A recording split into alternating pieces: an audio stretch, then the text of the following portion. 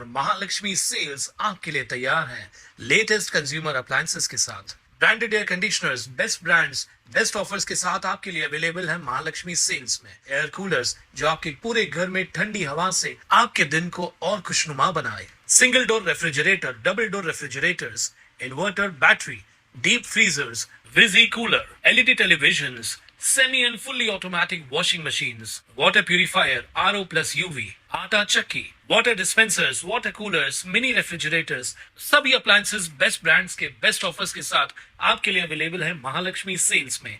आगामी कल्याण डोंबिवली महानगरपालिकेच्या निवडणुकीसाठी पालिका प्रशासन सज्ज झालं असून पालिकेच्या 31 पॅनलमधील निवडणुकीसाठी 1583 मतदान केंद्र असणार आहेत।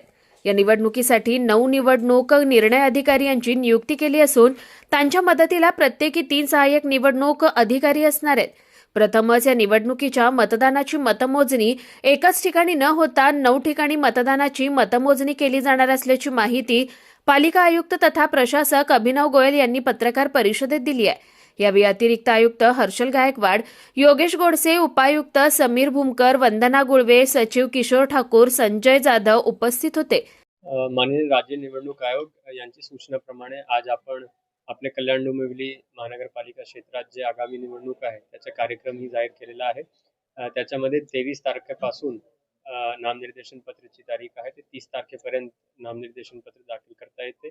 त्यानंतर आपले छाननी आणि बाकी सगळी गोष्ट होणार आणि मतदानाची दिनांक 15 तारीख आणि मतमोजणीची दिनांक 16 जानेवारी असे आयोगाने ठरवून दिलेली आहे। त्याकरिता जे आपले 31 प्रभाग आहे त्यांच्यासाठी शासनाने 9 रिटर्निंग ऑफिसर्स निवडणूक निर्णय अधिकारी आपल्याला दिलेले आहेत। त्यांची नेमणूक करून आज आपण प्रदर्शित केलेले आहेत। त्यांचे ही कार्यालय आपण प्रदर्शित केलेले आहे आणि त्यांच्या मार्फत सगळी हे नामनिर्देशन पत्र असो किंवा वोटिंग आणि मतमोजणीचे कामकाज असो ते चालणार आहेत।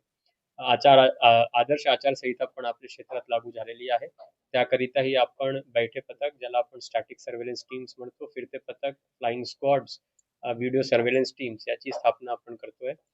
विविध उमेदवार आणि राजकीय पक्षांकरिता जे विविध परवानग्या लागणार त्याकरिता सिंगल विंडो आपण प्रत्येक आरओ स्तरावर आणि एक आपल्या स्तरावर आपण करणार आहोत, जेणेकरून सुलभ आणि जलद गतीने सगळ्यांना परवानग्या भेटतील। त्याचबरोबर आपण आता मतदान केंद्र ही निश्चित करतोय। 20 तारखेला मतदान केंद्रांची यादी प्रसिद्ध होईल आणि त्याप्रमाणे आपण पुढे जाणार आहोत। पोलीस विभाग आणि इतर विभागांबरोबरही आपण बैठक घेतलेला आहे, जेणेकरून कुठली प्रकारची व्हायलन्स, लॉ अँड ऑर्डर होणार नाही आणि आपलं हे जे इलेक्शन आहे आगामी ते पीसफुली, शांततेने, व्यवस्थितपणे पार पडेल अशी मी या ठिकाणी अपेक्षा व्यक्त करतो। तर एकूण किती मतदार आहेत, दुबार मत किती आहेत त्याच्यामध्ये आणि लोकांना तुम्ही नेमकं मतदान करण्यासाठी काय वाटतं? आपल्याकडे एकंदरीत 14,24,6048 मतदार आहेत। त्याच्यापैकी 82,000 म्हणजे 82,555 चे दुबार मतदार आहेत। त्यांच्याही कामकाज आणि त्याचे व्हेरिफिकेशन BLOs मार्फत सुरू आहे आणि नागरिकांनी मागच्या लोकसभा आणि विधानसभा प्रमाणे मोठ्या संख्येने येऊन वोटिंग करावा त्याकरिता मी आवाहन करतो।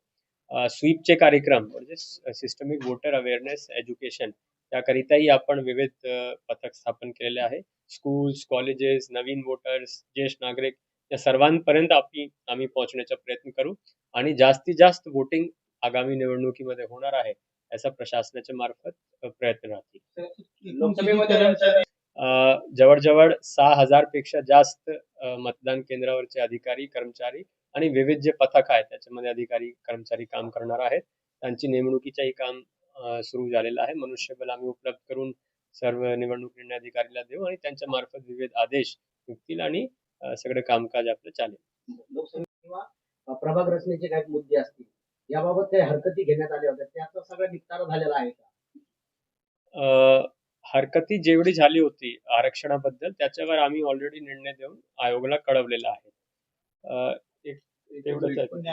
एक रिट पिटिशन एक आहेत जे दाखल झालेली आहे, म्हणजे दाखल स्टेजवर आहे, तो अजून दाखल म्हणजे प्रोडक्शन स्टेजवर आहे असं मला कळालेलं आहे। अजून त्याची तारीख वगैरे काही पडलेली नाहीये। मग जे काही निर्णय किंवा जे काही डायरेक्शन्स माननीय उच्च न्यायालयाचे राहतील समजा, तर त्याप्रमाणे आपल्याला पुढे जावं लागेल आणि मग त्याप्रमाणे आम्ही आयोगाचे निर्देश घेऊ। लवकर निर्णय लागेल की यासाठी काय पाठपुरावा आहे? नाही, जसं मी सांगितलं तो रिट पिटिशन अजून प्रोडक्शन स्टेजवर आहे, म्हणजे अजून त्याची तारीख वगैरेच पडली नाही. मग आयोग आणि आपला जे उच्च न्यायालय आहे माननीय, ते कशा निर्देश देतील, कधी तारीख पडेल आणि त्याप्रमाणे ऑब्व्हियसली आपली जे काही भूमिका आहे किंवा आपले जे उत्तर आहे ते आयोगाला आणि उच्च न्यायालयाला सादर केले जातील आणि त्याप्रमाणे आपण सध्या आम्ही 1583 असे मतदान केंद्र निश्चित केलेले आहे संभाव्य.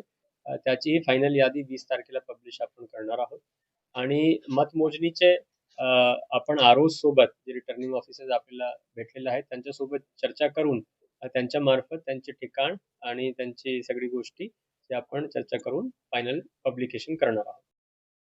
महापालिकेकडून एक खिडकी योजना राबवली जाणार आहे. 1583 मतदान केंद्राकरिता किती ईव्हीएम मशीन लागणार याचा तपशील निवडणूक निर्णय अधिकारी यांच्याकडून दिला जाणार आहे. त्यानुसार ईव्हीएम मशीन मागवली जाणार आहे. महापालिकेने प्रसिद्ध केलेल्या अंतिम मतदार यादीत 82,855 मतदारांची नावं दुबार आहेत. 40,000 मतदारांची नावे मतदार यादीत 2 वेळा नमूद झाली आहेत. ही दुबार मतदारांची नावे मतदार यादीतून वगळण्यात आलेली नाही. ही नावे मतदार यादीत कायम ठेवण्यात आली आहेत. दुबार मतदारांच्या नावे अंतिम मतदार यादीत चिन्हांकित करण्यात आली आहेत. त्यांनी मतदार करताना एक वेळाच मतदान करत असल्याचं डिक्लेरेशन द्यावं लागणार असल्याचं पालिका आयुक्तांनी पत्रकार परिषदेत सांगितलंय. कुणाल म्हात्रे, स्वानंद मीडिया, कल्याण. ताज्या घडामोडींसाठी स्वानंद न्यूजला सबस्क्राईब करा आणि बेल आयकॉनवर क्लिक करा.